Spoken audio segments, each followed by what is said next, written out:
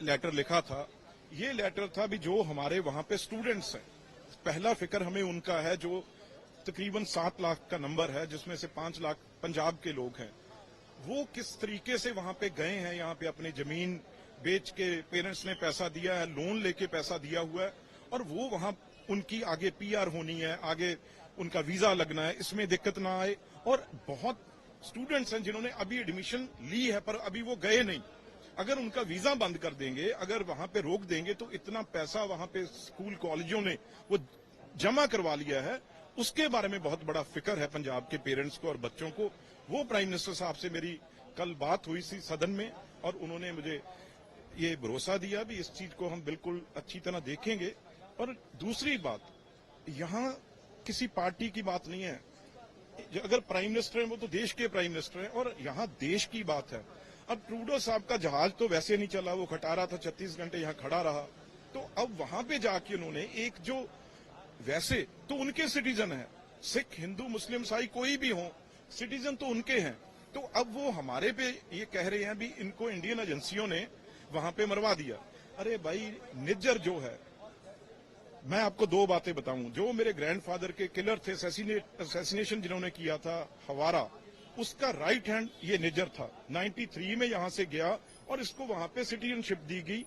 और दूसरी, अगर ट्रूडो साहब के फादर और ट्रूडो साहब की पार्टी इतनी ये सिंसियर है इस चीज में, तो जब हमारा कनिष्क, एक हमारा एयर इंडिया का विमान जिसमें 300 से ऊपर लोग थे, उसमें भी मेरे मामा जी कर्नल भिंडर, मिस्टर भिंडर उसके पायलट थे, उसकी तो इन्वेस्टिगेशन इन्होंने की नहीं आज तक।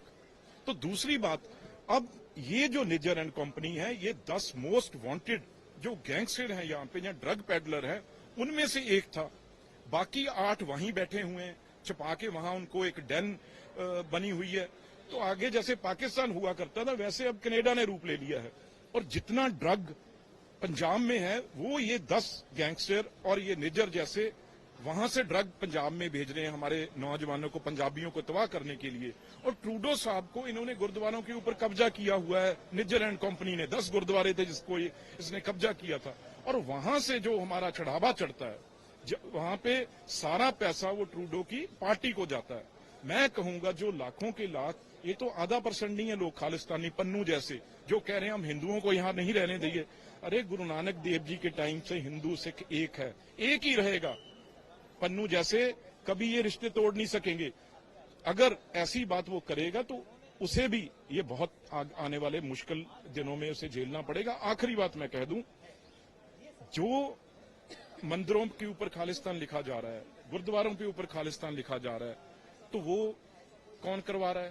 कनाडा में बैठे ये लोग करवा रहे हैं। अगर उस धरती पे हमारे देश को तोड़ने की कोशिश होगी, ये कभी हम सहन नहीं करेंगे।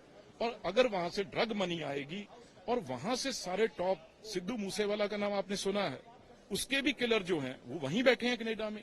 और जो यहाँ पे गैंगस्टर वहां से शूट आउट के ऑर्डर वहां से देते हैं, और यहाँ से कोई हायर करके 2-4 लाख में यहाँ पे किलिंग करवा देते हैं। तो इसके बारे में ट्रूडो साहब जरूर बोलें। इस बात को छेड़ के बहुत बुरी तरह फंस चुके हैं। अब वो हमारा देश नहीं रहा जो कनाडा, अमेरिका, या जो भी इंग्लैंड, वो पुरानी बात होगी, गौरव वाली देश भी, ये बहुत बड़े मजबूत देश हैं। हिंदुस्तान अब दुनिया की ताकत है।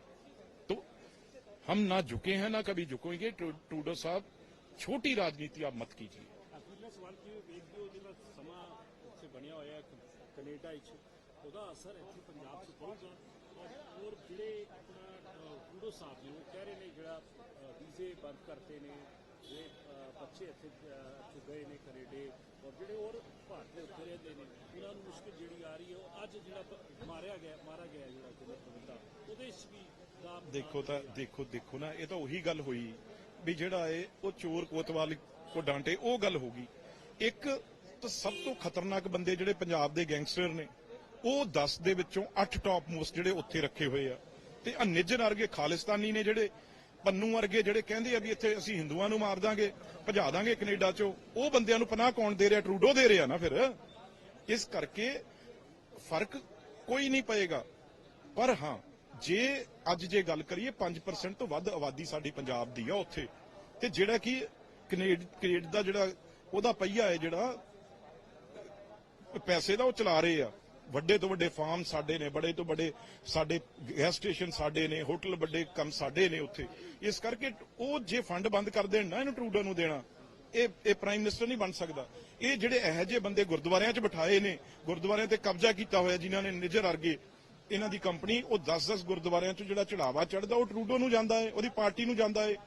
ਜਿੱਦਣ ਉਹ ਬੰਦ ਹੋ ਗਿਆ ਤਾਂ ਟਰੂਡੋ ਕਿਸੇ ਜੋਗਾ ਨਹੀਂ ਰਹੂਗਾ। ਤੇ ਇਹੀ ਟਰੂਡੋ ਇਹਦਾ ਫਾਦਰ ਸੀ। ਜਦੋਂ ਸਾਡੇ ਸੈਂਕੜੇ ਪੰਜਾਬੀ, ਹਿੰਦੂ, ਸਿੱਖ, ਮੁਸਲਿਮ, ਈਸਾਈ ਜਿਹੜਾ ਕ੍ਰਿਸ਼ ਜਿਹੜਾ ਜਹਾਜ਼ ਬੰਬ ਬਲਾਸਟ ਹੋਇਆ ਸੀ, ਉਹਦੇ ਆਰੋਪੀ ਵੀ ਇਹਨੇ ਲੁਕੋ ਕੇ ਕੈਨੇਡਾ ਰੱਖੇ ਸੀ ਇਹਦੇ ਫਾਦਰ ਨੇ। ਉਹਦੀ ਇਨਵੈਸਟੀਗੇਸ਼ਨ ਤਾਂ ਕੀਤੀ ਨਹੀਂ ਤੇ ਹੁਣ ਫੇਰ ਜਿਹੜੇ ਨਿੱਜਰ ਵਰਗੇ ਜਾਂ ਹੋਰ ਜਿਹੜੇ ਉਹਨਾਂ ਨੂੰ ਪਨਾਹ ਦੇਣ ਲੱਗ ਗਿਆ। ਇਸ ਕਰਕੇ ਭਾਈ ਜਹਾਜ਼ ਤੇਰਾ ਖਟਾਰਾ ਸੀ, ਨਹੀਂ 36 ਘੰਟੇ ਚੜਿਆ ਤੇ ਤੂੰ ਗੁੱਸਾ ਆਪਣੇ ਬੰਦਿਆਂ ਤੇ ਕਰਨਾ, ਤੂੰ ਸਾਡੇ ਤੇ ਇਹ ਜੀ ਜਿਹੜੇ ਨਾਲੇ ਜੇ ਨਿੱਜਰ ਮਰਿਆ ਤੇ ਉਹ ਤੇਰਾ ਸਿਟੀਜ਼ਨ ਆ, ਸਾਡੀ ਕੀ ਪ੍ਰੋਬਲਮ ਹੈ? ਸਿਟੀਜ਼ਨ ਤਾਂ ਕੈਨੇਡਾ ਦਾ ਸੀ ਨਾ, ਉਹ ਤੂੰ ਨਹੀਂ ਬਚਾ ਸਕਿਆ ਬਈ, ਇਹ ਸਾਡਾ ਕਸੂਰ ਆ। ਤੇ ਹੋਰ ਉੱਥੇ ਰੋਜ਼ ਸੈਂਕੜਾ ਬੰਦਾ ਜਿਹੜਾ ਹੈ ਉਹ ਕੋਈ ਨਾ ਕੋਈ ਗਨ ਫਾਇਰ ਚ ਕੋਈ ਨਾ ਕੋਈ ਉਹ ਮਰ ਰਿਹਾ, ਤੇ ਉਹਦੀ ਜ਼ਿੰਮੇਵਾਰੀ ਕਿਹਦੀ ਆ? ਇਸ ਕਰਕੇ ਇਹ ਛੋਟੀ ਗੱਲ ਕੀਤੀ ਆ, ਜਿਹੜਾ ਵੀਜ਼ਾ ਬੰਦ ਕਰਨਾ ਨਾ ਕਰਨਾ, ਉਹ ਤਾਂ ਸਾਨੂੰ ਵੀ ਬਹੁਤ ਕੁਝ ਆਉਂਦਾ ਫਿਰ ਕਰਨਾ, ਇਹ ਨਹੀਂ ਗੱਲ। ਹਿੰਦੁਸਤਾਨ ਕੋਈ ਇੰਡੀਆ, ਭਾਰਤ ਕੋਈ ਉਹ ਦੇਸ਼ ਨਹੀਂਗਾ ਜਿਹੜਾ ਅੱਗੇ ਗੱਲ ਸੀ ਵੀ ਇਹ ਗੋਰੇ ਦੇਸ਼ ਨੇ, ਬੜੇ ਤਕੜੇ ਨੇ। ਹੁਣ ਹਿੰਦੁਸਤਾਨ ਪਾਵਰ ਆ ਭਾਈ। ਇਸ ਕਰਕੇ ਅਖੀਰ ਟਰੂਡੋ ਨੂੰ ਗੋਡੇ ਟੇਕਣੇ ਪੈਣਗੇ। ਕਿਉਂ ਟੇਕਣੇ ਪੈਣਗੇ? ਕਿਉਂਕਿ ਉਹ ਸਾਡੇ ਮੋਸਟ ਵਾਂਟਡ, ਸਾਨੂੰ ਦੱਸੇ ਆ ਕੇ ਇੰਡੀਆ ਦੇ ਵਿੱਚ ਵੀ ਤੇਰਾ ਕਿਹੜਾ ਮੋਸਟ ਵਾਂਟਡ ਹੈ ਜਿਹੜਾ ਅਸੀਂ ਉਰੇ ਰੱਖਿਆ ਹੋਇਆ। ਜਦੀ ਹੱਥ ਬੰਨ ਕੇ ਨਾ ਭੇਜੀਏ ਜਹਾਜ਼ ਚੜਾ ਕੇ ਤੇਰੇ ਕੋਲ। ਤੂੰ ਸਾਰੇ ਗੁੰਡੇ ਜਿੰਨੇ ਵੀ ਨੇ, ਜਿੰਨਾ ਗੰਦ ਆ, ਮੈਂ ਕਹੂੰਗਾ ਜਿੰਨਾ ਗੰਦ ਆ, ਉਹ ਆਪਣੇ ਕੋਲ ਉਹਨੇ ਗੰਦ ਭਰਿਆ ਹੋਇਆ। ਬਾਕੀ ਲੱਖਾਂ ਬੰਦਾ ਸਾਡਾ ਉੱਥੇ ਕੰਮ ਕਰ ਰਿਹਾ ਏ, ਪੰਜਾਬੀ, ਉਹ ਤਾਂ ਬੜਾ ਚੰਗਾ ਲੱਗਦੇ ਆ। ਉਹਨਾਂ ਦੇ ਤਾਂ ਰੋਜ਼ ਹੋਟਲਾਂ 'ਚ ਰੋਟੀਆਂ ਖਾਣੇ ਹੋ ਜਾ, ਉਹਨਾਂ ਦੇ ਰੋਜ਼ ਉਹਨਾਂ ਕੋਲੋਂ ਪੈਸੇ ਚੰਦਾ ਲੈਣੇ, ਉਹ ਤਾਂ ਚੰਗੇ ਲੱਗਦੇ ਆ। ਪਰ ਹਾਂਜੀ ਹਾਂ, ਦੇਖੋ ਇੱਕ ਗੱਲ ਹੋਰ ਆ, ਕਿਉਂਕਿ ਉਹ ਮਿਨੋਰਿਟੀ ਨੂੰ ਲੜਾਉਣਾ ਚਾਹੁੰਦੇ ਆ। ਇਹ ਗੱਲ ਇਹਦੇ ਵਿੱਚੋਂ ਖਾਸ ਜਿਹੜੀ ਬਦਬੂ ਆਉਂਦੀ ਆ ਨਾ, ਉਹ ਹਿੰਦੂ ਸਿੱਖ ਨੂੰ ਲੜਾਉਣਾ ਚਾਹੁੰਦੇ ਆ, ਕਿਉਂਕਿ ਸਾਡਾ ਭਾਈਚਾਰਾ ਗੁਰੂ ਨਾਨਕ ਦੇਵ ਜੀ ਇਸ ਵੇਲੇ ਦਾ ਉਹ ਕਦੇ ਟੁੱਟ ਨਹੀਂ ਸਕਿਆ, ਨਾ ਟੁੱਟਣਾ ਹੈ। ਉਹ ਇਹ ਪਾੜਾ ਖੜਾ ਕਰ ਰਿਹਾ ਵੀ ਮਿਨੋਰਿਟੀ ਦੇ ਉੱਤੇ ਸਵਾਲ ਉਠਾ ਕੇ ਤੇ ਹਿੰਦੂਆਂ ਦੇ ਉੱਤੇ ਗੱਲ ਕਰਕੇ ਵੀ ਅਸੀਂ ਉਰੇ ਕੱਢ ਦਾਂਗੇ, ਅਸੀਂ ਉਰੇ ਮਾਰ ਦਾਂਗੇ। ਤੇ ਭਾਈ ਇਹ ਸੱਚ ਵੀ ਹੋ ਸਕਦਾ, ਜੇ ਸਾਡੇ ਭਾਈਚਾਰੇ ਨੂੰ ਵੀ ਤੋੜਨ ਦੀ ਗੱਲ ਕਰੂਗਾ ਨਾ, ਤੇ ਫਿਰ ਇਹ ਪੰਨੂ ਵਰਗੇ ਆ ਜਿਹੜੇ, ਇਹ ਵੀ ਬਖਸ਼ੇ ਨਹੀਂ ਜਾਣਗੇ। ਮੈਂ ਤੁਹਾਨੂੰ ਸੱਚੀ ਗੱਲ ਦੱਸਾਂ, ਜੇ ਇਹਨਾਂ ਨੂੰ ਉਰੇ ਪਨਾਹ ਦਊਂਗੇ। ਤੇ ਇਸ ਕਰਕੇ ਸਾਡੇ ਲੋਕ ਬੜੇ ਸਟਰੋਂਗ ਨੇ, ਸਭ ਕੁਝ ਜਾਣਦੇ ਨੇ ਉਹ। ਪਰ ਜਿੱਦਣ ਅਸੀਂ ਕੋਈ ਲਾਲ ਬਟਨ ਦੱਬਤਾ ਨਾ, ਫਿਰ ਟਰੂਡੋ ਸਾਹਿਬ ਤੇ ਤੁਹਾਡੇ ਬੰਦਿਆਂ ਨੂੰ ਭੱਜਣ ਦਾ ਰਾਹ ਨਹੀਂ ਲੱਭਣਾ।